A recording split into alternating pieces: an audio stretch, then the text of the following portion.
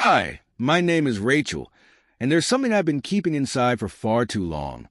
It's not easy to talk about, but I feel like I have to let it out before it consumes me entirely.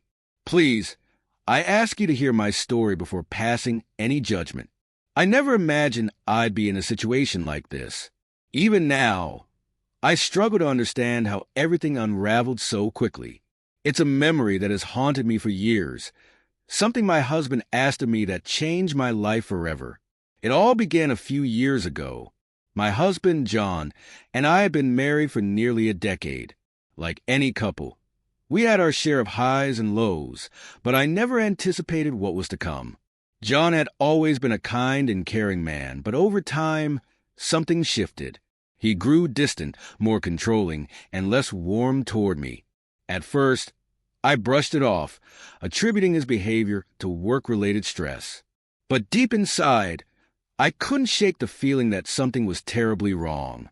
One evening, John came home from work with a peculiar energy about him. He seemed unusually upbeat, but there was an unsettling intensity in his demeanor. We ate dinner as usual, and just as I was about to clear the dishes, he asked me to sit down. His tone was serious, almost heavy. My heart began to race. I could sense that this wasn't going to be an ordinary conversation. "I've been thinking," he began, avoiding my eyes. "There's something I need to tell you." I nodded, waiting for him to elaborate, though I was already bracing myself for something bad.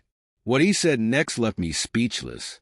He told me he wanted to bring excitement back into our relationship, that he'd been feeling bored and thought we should try something new.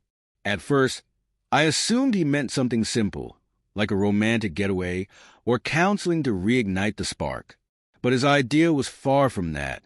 "I've arranged for us to meet two men," he said, his tone disturbingly casual. "They're coming over this weekend."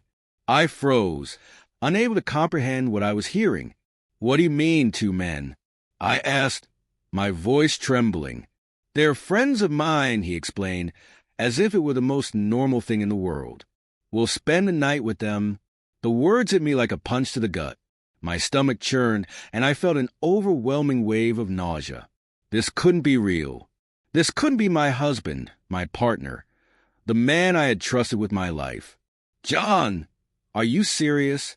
I finally managed to say, my voice cracking under the weight of disbelief and anger. "This isn't us. Why would you even suggest something like this?" Before I could say more, he cut me off. "Rachel, this is happening," he said sharply, his voice cold and unyielding. "It's something I want, something we need." I stared at him, trying to make sense of his words. This wasn't the man I had married. I felt betrayed, humiliated, and heartbroken all at once. How could he even think of involving strangers in our marriage, let alone demand it of me? I told him no. I made it clear I wouldn't go through with it. I believed that would be the end of the conversation. I thought John might come to his senses and abandon the whole idea, but I was wrong. Over the next few days, he became even more distant. He barely spoke to me, except when the topic was a plan. He started staying out late, and when I asked where he'd been, his answers were vague and evasive. Our conversations were filled with tension, and the warmth that once defined our home was replaced by a cold, suffocating silence. I felt trapped, isolated, and confused. How had our marriage come to this? By Friday, the dread in my chest had become unbearable. John was adamant that the meeting would happen, no matter how much I protested. I considered leaving, packing my things, and walking out the door for good, but I didn't. As much as I hated to admit it, a part of me still clung to the man I thought I knew. I told myself this might just be a phase, something we could work through together. I wasn't ready to throw away the life we'd built, even though the thought of going through with this plan felt like a knife twisting in my gut. Saturday evening came far too quickly. The men, John's so-called friends, arrived right on time at 8 p.m. I sat stiffly on the couch, my hands clenched in my lap as I fought back tears. I didn't even know their names, yet there they were, sitting in my living room, chatting with my husband like old friends.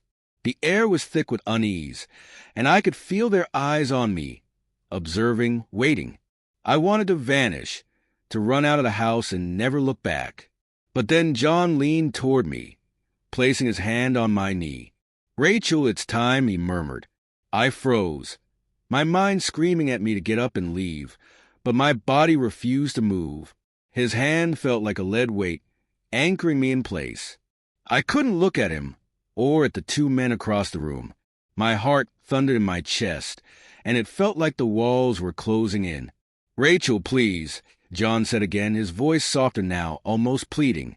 There was something in his tone that gave me pause. It wasn't just insistence. It was desperation.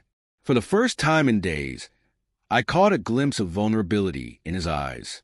This wasn't just about indulging some dark fantasy for him. It was about control, power, and something deeper I couldn't quite grasp. But that didn't make it right. None of this felt right.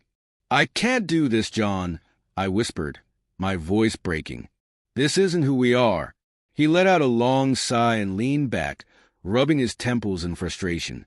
"You think I want this?" he muttered, almost to himself. "I'm doing this for us, Rachel.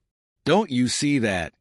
"No, you're not," I shot back, my voice steadying as I found a sliver of courage. "You're doing this for you. This isn't about us anymore. It's about control." For a fleeting moment, I thought I saw a guilt flash across his face, but it vanished as quickly as it came.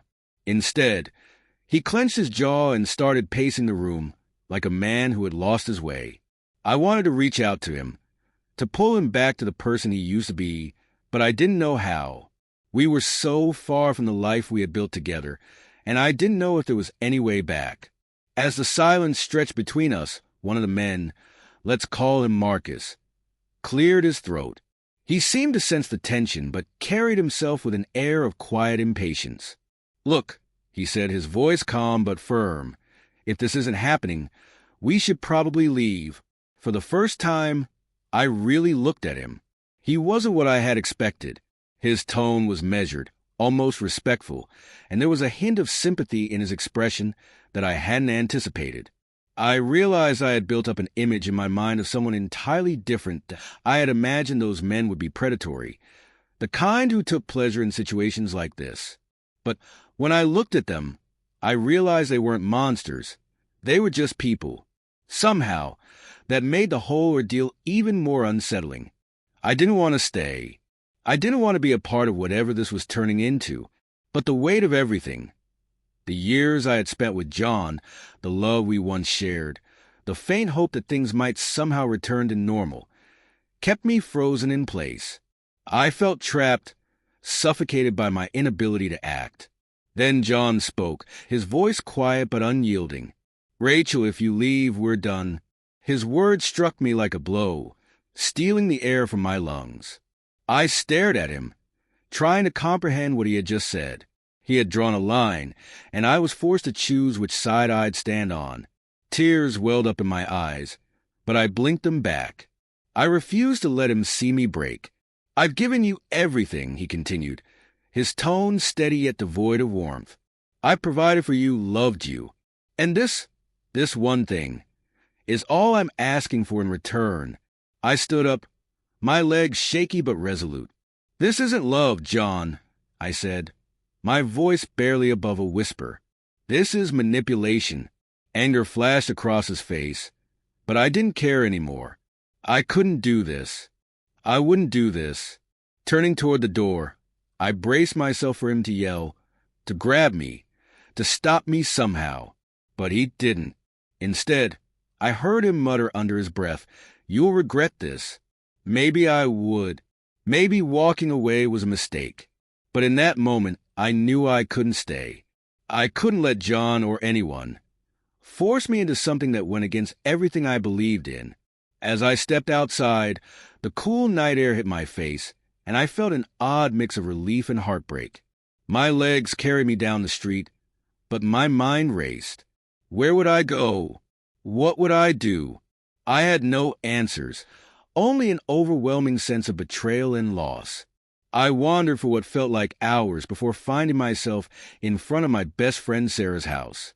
I knocked on the door, praying she was home, When she opened it and saw my tear-streaked face, she didn't ask any questions. She simply pulled me into a hug and led me inside. The next few days passed in a blur as I stayed with Sarah, trying to process everything. I felt hollow, like a part of me had been ripped away. I missed John, or at least a version of him I used to know. But deep down, I knew I couldn't go back. Too much damage had been done, and what we once had was beyond repair. John called me several times, leaving voicemails that swung wildly between apologies and anger. His emotions were a whirlwind, and I couldn't handle the chaos. I didn't answer, and eventually he stopped trying. Months went by, and I began the slow, painful process of rebuilding my life. I filed for divorce, knowing it was the only way forward. It was the hardest decision I'd ever made, but it was the right one. I couldn't remain in a marriage where manipulation and coercion had replaced love and respect. Sometimes, I still think about John and the life we might have had if things had been different. But I've come to realize I deserve better. A love built on trust, respect, and mutual understanding, not control and power games. Walking away wasn't easy, but it was the first step toward reclaiming myself. But it wasn't